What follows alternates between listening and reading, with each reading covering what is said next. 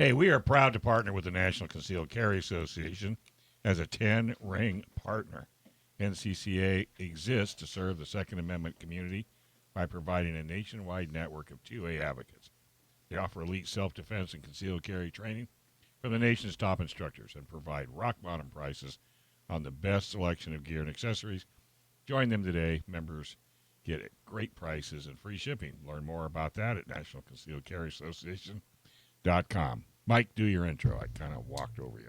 Well, the intro is we're going to talk to Jamie Franks. We did a couple of segments last week. Was it last week, Joe? It was last week. On Alec Baldwin. We talked about Alec Baldwin. And, boy, what a hot topic. Like, people are all over the place on that. And Jamie had a couple of things to say on his Facebook page. So we wanted to bring him on and just chat a little bit more about it because I think it's important. I think it's there's a lot of reasons it's important. None of them have to do with the fact that it's Alec Baldwin who's involved. But for 100 other reasons, I think it's an important thing to talk about, and I think that Jamie's message is really important to get out there. Jamie, how you doing, man? I'm doing well. How about you guys? Good. Awesome. Thanks for being on the show again. Jamie Franks, instructor, top shot shooter, and friend of the show, and all-around great guy. Appreciate you being here. So what is your view? Yep, of course, thanks for having me. You bet. The Alec Baldwin incident, he was on the set. From best we can tell, he was handed a firearm that was being used as a prop, and it was somehow loaded with not just ammunition, or not a blank, but live ammunition. And when he was, again, what's being reported is when he pointed it towards the camera and fired the trigger, or pulled the trigger, fired the gun, the bullet struck two people, went through a one of the behind the scenes ladies, and she didn't make it. She unfortunately passed away, and then severely injured the person behind her. So, what are your thoughts on that, Jamie? So there's so many analogies that I could make. Number one, anybody that's ever been on a film set, so for a movie or a TV show that deals with firearms, typically you have an armorer, and then the armorer has an assistant. And every single time a gun is brought onto the set, everything stops. The armorer will verify that it's clear. The assistant armorer will go behind him and do a second check, which, typically in the industry we call that a buddy check. A second set of eyes to independently verify the condition of the weapon, and then we continue on from there. And so I can only imagine that several things had to have broken down in that chain, but just in that instance, in that moment, you have to remember Alec Baldwin is an actor. He has no obligation to have any firearms training. Do I think he should have firearms training? Of course. I think every American should have firearms training, but that's unfortunately not reality.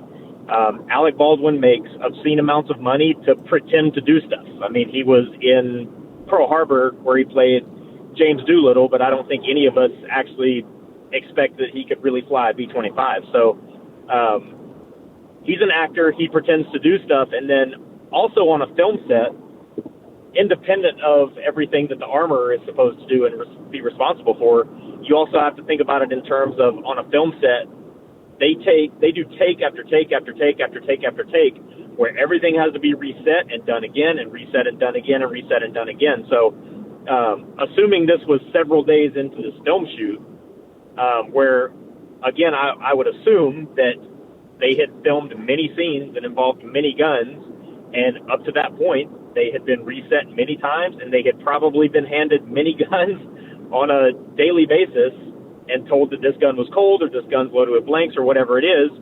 And 99 out of 100 times, or maybe 900 times out of 901, the gun was cold, or it did have blanks, or it was whatever. Somehow a live round found its way into the gun, and that's somebody else's fault. And Alec Baldwin was handed that gun probably for the 900th time and told it was cold, and he had no reason to think otherwise, and he picked it up and did what he was told because he had probably done that every other day. Yeah, now, and Jamie, it's on social media. Go ahead. That's where I was going, and you know, I think that people are skewering Alec Baldwin. Now, Alec Baldwin, the producer of the movie, he might be in some legal trouble, but Alec Baldwin, the actor, I don't think he didn't. It doesn't appear that he did anything wrong, and I think our world has done such a good job of ingraining the 4 universal rules into everyone's head that we might be probably being a little bit of tunnel vision here. You know, actors get paid to break those 4 rules, and they take special steps to ensure that they're going to be safe. Now, obviously, there were some steps that weren't taken here, like you said, but people took it an opportunity to go after somebody they don't like, but didn't really think Absolutely. this thing through. So, as we're having this discussion, some actor somewhere is pointing a gun at somebody and pulling a trigger.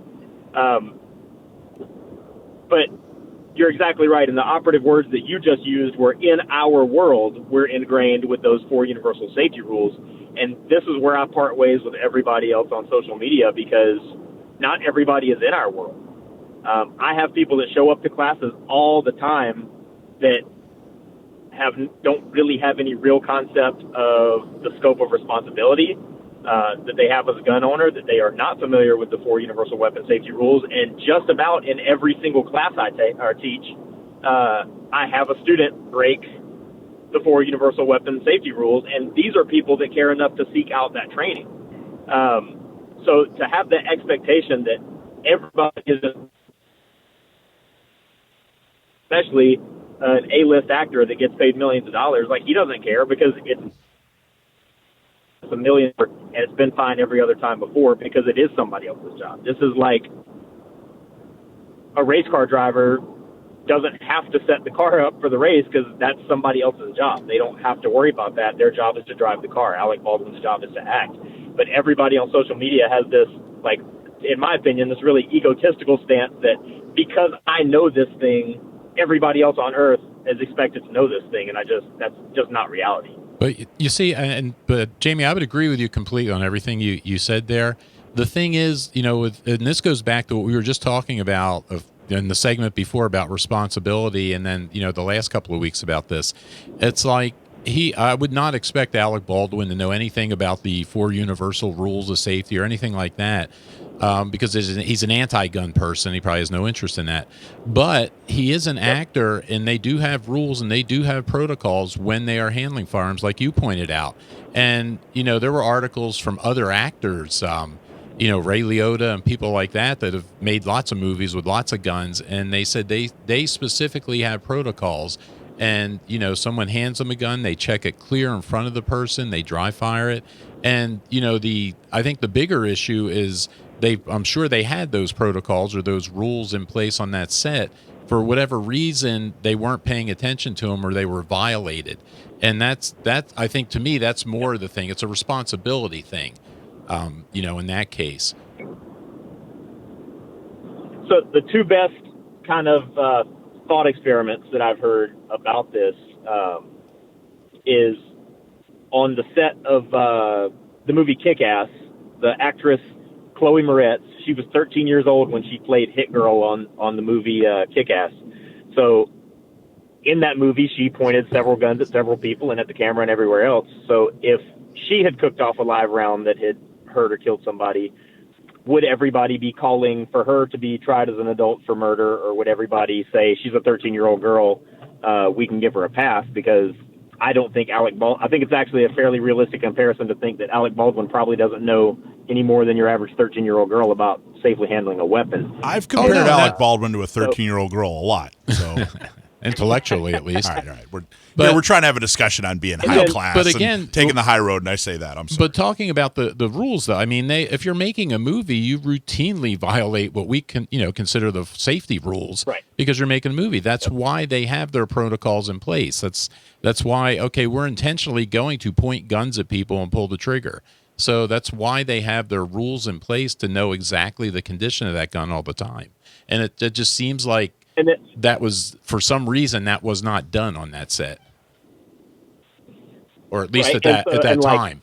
Anyway. there's no way you could ever know the answer to this, but like a good way to gauge whether or not Alec Baldwin was, what level of negligence he had was if somehow you could go back in time and say they were filming a scene where he was supposed to commit suicide, would he have double checked that gun before he pointed it at himself? Wow, that's actually that's interesting. Yeah. Yeah, and I guess that stuff will all come out, I think, eventually. But I mean, like I said, if the rule was that you're an actor on the set, when someone hands you a gun, you verify it, you dry fire it. If that is the rule that they have and that wasn't being done, then that's going to be the thing that they'll focus on and say, well, why wasn't that done? Why did that happen? Yeah, I've been on the set of like some people don't know, everybody knows I was on Top Shot, but I was also an extra on the movie The Dark Knight. I played a National Guard soldier in The Dark Knight, and we used real weapons as our National Guard guns. We were carrying around real M16s and stuff. Obviously, no ammunition was present, whatever.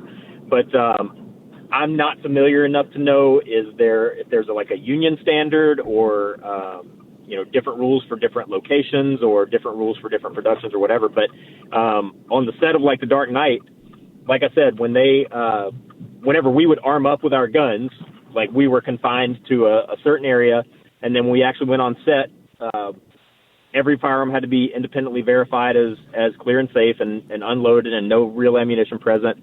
But any person, any cameraman, any stuntman, any actor, any of the production crew, anybody at any time that felt unsafe could call a stop and have the weapons re-verified again. So I've seen it with my own eyes. Like typically this is something that is there is a very strict protocol in place and it is very strictly followed. So that does bring up real quick, Jamie, last question real quick. Yeah, we have like 10 seconds. Do you care if they ever use a real firearm on the set of a movie again? No, and it's my understanding that the second and third John Wick movies were filmed mostly with airsoft guns because it's less dangerous and it's actually easier across the board if they use an airsoft gun to film the action sequence and then put in the muzzle flashes and the spent casings that's being ejected out of the shell or out of the firearm. They can do all that in post-production. So I bet we are going to see a heavy trend towards doing like John Wick did and filming most of those action sequences with airsoft guns. Yeah. Thanks for watching this clip from Gun Owners Radio. You can watch us live every Sunday from 4 to 6 p.m. California time, right here on our YouTube channel, or if you're in the San Diego area, you can listen to us on 1170 a.m. We're also available on your favorite podcast platform for free. Don't forget to like and subscribe so that you can help restore and protect the Second Amendment, not just in California, but across the country.